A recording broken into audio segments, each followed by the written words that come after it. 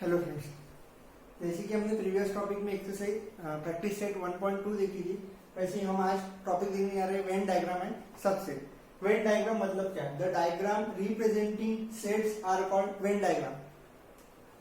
एक डायग्राम है जिससे हम रिप्रेजेंट कर रहे हैं सेट को, उससे हम क्या बोलेंगे? When diagram. मतलब भी फॉर एग्जाम्पल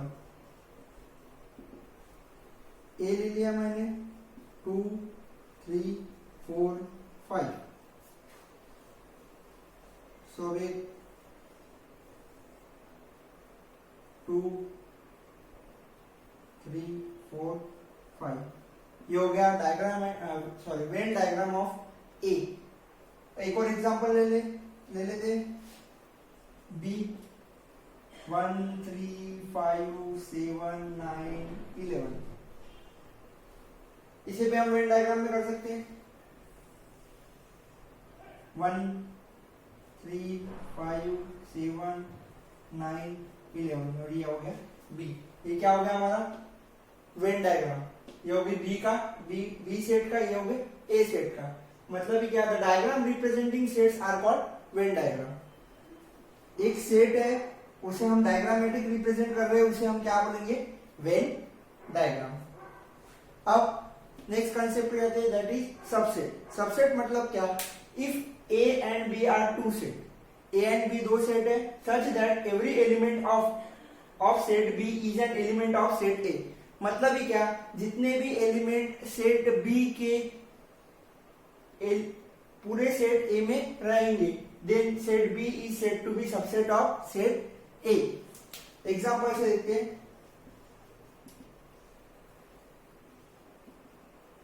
1 2 3 4 5 6 7 2 5 7। क्या बोला था? Every element of set B is an element of set A. 2 5 7 ये जो एलिमेंट्स है बी के 2 5 7 ये है ए में 2 5 7, that is every element of B of set B is an element of set A. Then set B is said to be subset of set A. इसको हम represent कैसे करेंगे?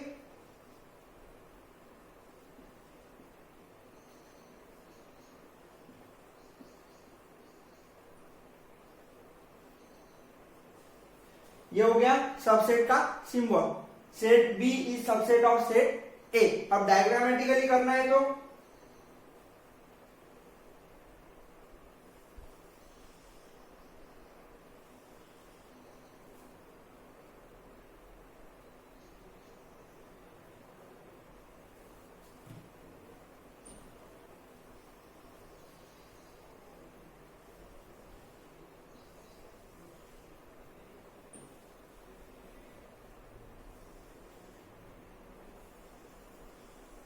डायग्रामेटिक करना है तो बी अपन अंदर डालेंगे।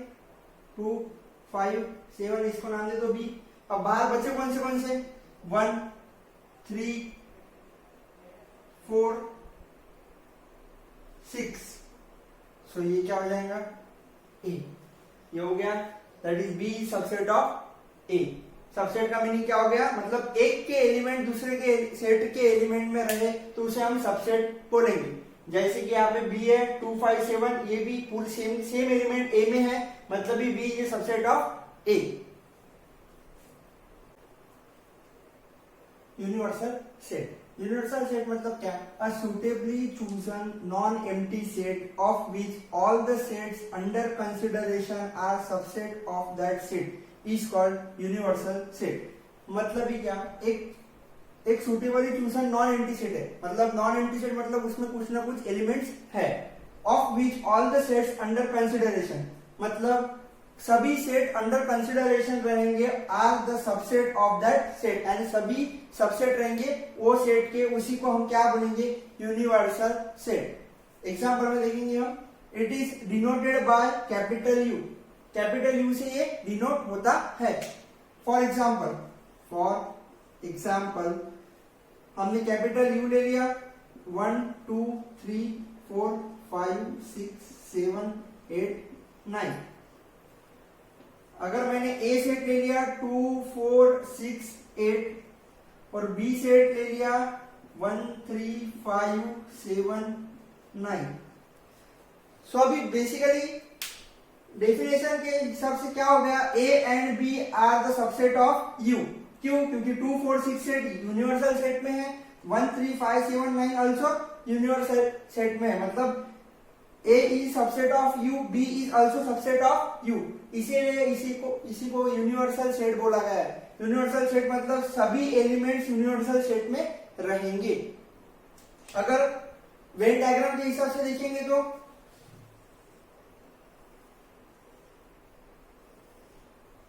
यूनिवर्सल सेट बाहर इंडिकेट करते U, उसके बाद यहाँ पे ए में रहेंगे 2 4 6 8 और यहाँ पे बी में रहेंगे 1 3 5 7 9 और ये यूनिवर्सल में टोटल सभी आ गए, ए एंड बी का कॉम्बिनेशन, तो दोनों भी आ जाएंगे। नेक्स्ट टॉपिक है complement of set. Complement of set मतलब क्या, let U be the universal set. हमने एक यू यूनिवर्सल सेट ले लिया। If A is subset of set U, अगर A is subset of set U, मतलब A जैसे कि सबसेट है U का, then the set of element of U which not contained in set A is called complement of set A। मतलब ये क्या, जो सेट A में नहीं रहेंगे वैल्यू अदर देन U के, उसी को हम क्या बोलेंगे, कॉम्प्लीमेंट ऑफ सेट। एग्जांपल लेंगे, इसको हम सबसे पहले डिनोट कैसे करते हैं, A डैश। फॉर एग्जांपल ये एग्जांपल ले लेंगे, U 1 2 3 4 5 6 7 8 9 और यहाँ पे A ले लेंगे 2 4 6 8। तो अब यहाँ पे A डैश क्या आएगा, A डैश ये आएगा A को छोड़ के सभी एलिमेंट्स, U में जितने भी एलिमेंट्स है A को छोड़ के, मतलब 1 2 नहीं आएगा, 3 4 नहीं आएगा, 5 6 नहीं आएगा, 7 8 नहीं आएगा, 9। मतलब ए कॉम्प्लीमेंट क्या हो गया, 1 3 5 7 9। यही बोला ये डिफिनेशन में कि अदर देन ए डैश में आएगी, जो भी यूनिवर्सल सेट में रहेंगे।